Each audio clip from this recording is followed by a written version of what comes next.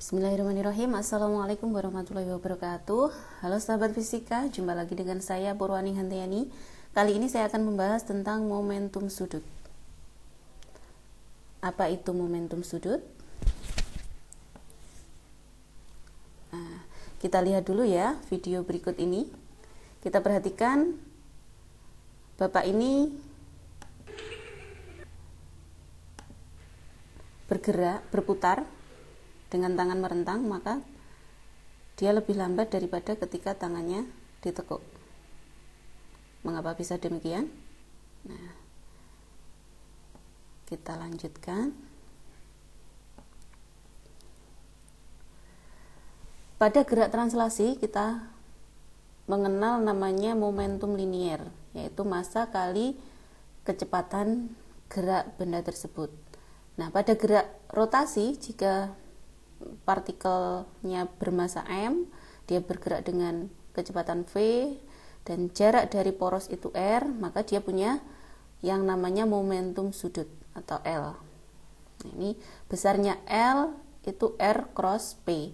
Kalau kita perhatikan ini adalah perkalian vektor, sehingga hasilnya juga vektor. Jadi kalau ada R-nya ke sana cross V, maka hasilnya momentum sudutnya arahnya ke atas. Nah, untuk besarnya sendiri bisa dituliskan L sama dengan M kali V kali R. Dengan L adalah momentum sudut, M-nya massa partikel, R jarak partikel dari poros, kemudian P-nya momentum linier. Nah, mengenai gerak bapaknya tadi yang berotasi mempunyai kecepatan sudut berbeda, bisa kita jelaskan sebagai berikut. Nah, kita punya persamaan L sama dengan sama dengan M V R, di mana V-nya bisa kita ganti dengan omega kali R, sehingga persamaan ini bisa menjadi omega R R. Nah, seperti ini. Nah, kalau kita kumpulkan mr kuadrat kali omega, mr kuadrat ini sama dengan momen inersia dari partikel, sehingga bisa kita tuliskan ulang bahwa L itu persamaannya bisa menjadi I kali omega, dengan omeganya adalah kecepatan sudut. Nah, selanjutnya kita ingat ada hukum 2 Newton untuk gerak rotasi. Sudah kita pelajari sebelumnya, yaitu tau sama dengan I alfa. Alfa ini adalah percepatan sudut. Percepatan sudut ini bisa kita peroleh dari turunan pertama atau menurunkan omega terhadap T. Kalau kita tuliskan ulang jadi I dI omega per dt. Nah, kita ingat I omega ini sama dengan persamaan yang atas ini. Jadi bisa kita tuliskan tau sama dengan dL per dt. Nah, dari persamaan ini kita dapatkan definisi baru bahwa tau atau momen gaya ini merupakan laju perubahan momentum sudut. Jadi dari persamaan ini kita jadi tahu ketika tidak ada momen gaya yang bekerja atau momen gayanya sama dengan 0, maka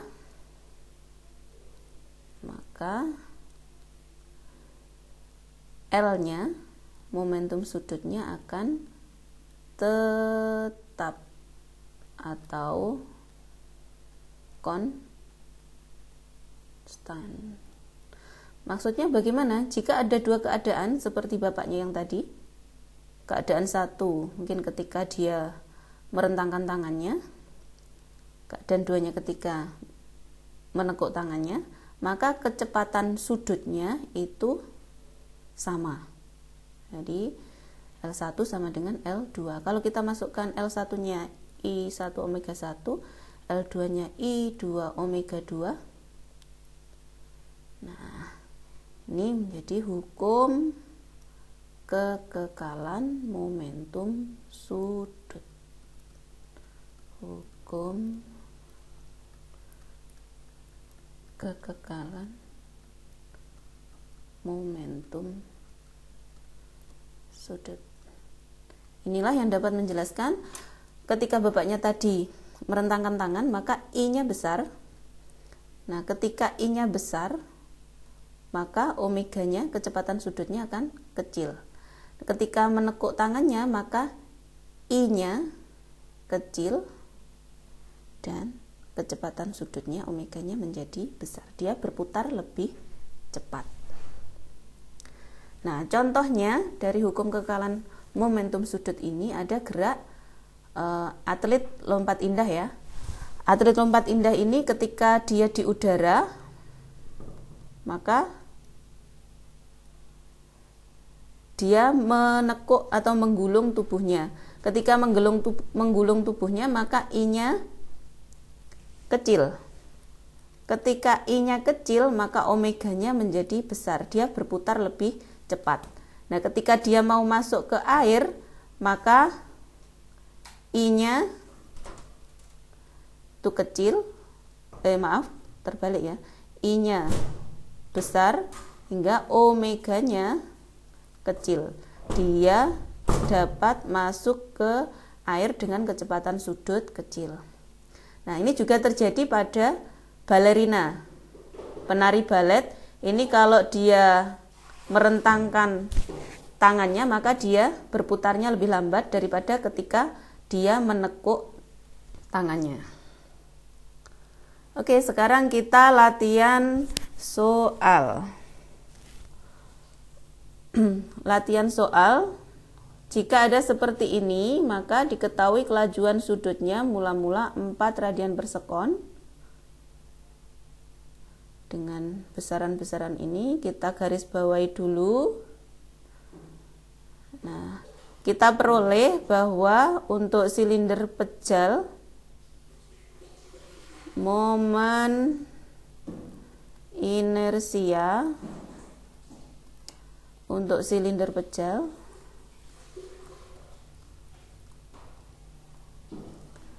I sama dengan setengah mr kuadrat. Setengah kali masanya 1,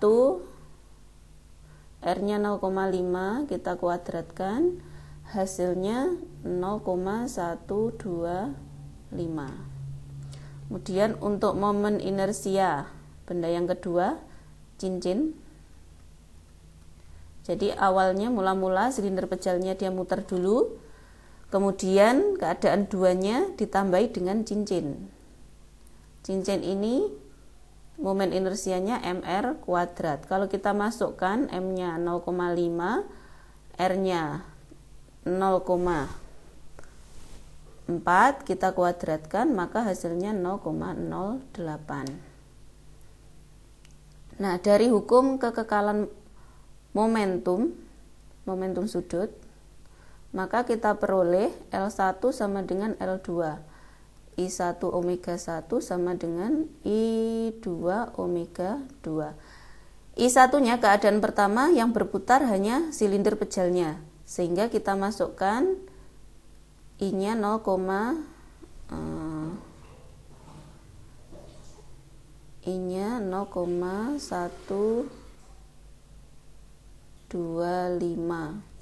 kali omega 1-nya 4. I2-nya terdiri dari punyanya silinder pejal dan punyanya cincin 0,08 diperoleh 0,205.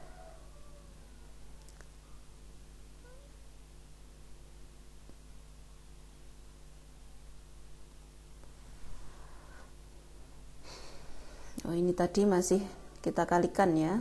Maaf, ini dikalikan omega 2-nya dulu. Nah, baru kita tuliskan hasilnya di sini 0,5 Yang ini baru kita tuliskan 0,205 kali omega 2, sehingga diperoleh omega 2 nya 0,5 dibagi 0,205, hasilnya 2,4 radian per sekon. Jadi omega 2 nya 2,4 radian per sekon. Kita perhatikan tadi ketika omeganya ketika I-nya kecil maka omeganya besar ya. Nah, ketika I2-nya lebih besar, maka kita perhatikan bandingkan dengan omega 1, ternyata omega 2-nya lebih kecil daripada omega 1. I2-nya lebih besar dari I1. Sekian penjelasan saya, semoga bermanfaat. Saya akhiri. Assalamualaikum warahmatullahi wabarakatuh. Terima kasih.